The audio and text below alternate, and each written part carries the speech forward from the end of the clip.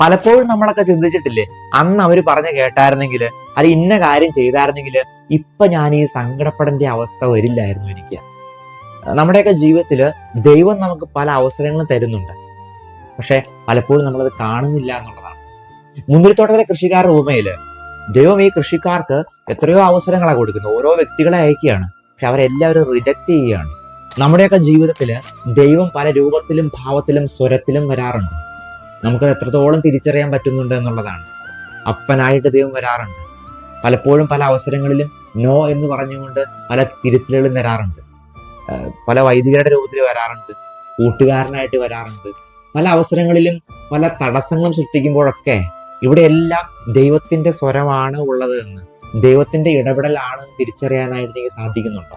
ഇല്ലെങ്കിൽ ഈ കൃഷിക്കാർക്ക് സംഭവിച്ച നാശം തന്നെ നമുക്കും സംഭവിക്കാം. അവസരങ്ങൾ ഒന്നേ ഉള്ളൂ എന്നൊക്കെയാ പറയുക. പക്ഷേ ദൈവം നമുക്ക് പല അവസരങ്ങളും തരുന്നുണ്ട്. അത് നമ്മൾ ഇനിയെങ്കിലും ശരിയാവും, ഇനിയെങ്കിലും നന്നാവും, ഇനിയെങ്കിലും തിരിച്ചു വരും എന്നൊക്കെയുള്ള വലിയ പ്രതീക്ഷയോടെയാണ് പ്രിയമുള്ളവർ. ഈ പ്രതീക്ഷകൾക്കൊത്ത് എനിക്ക് വളരാൻ പറ്റുന്നുണ്ടോ, തിരുത്താൻ പറ്റുന്നുണ്ടോ എന്നുള്ളതാണ്.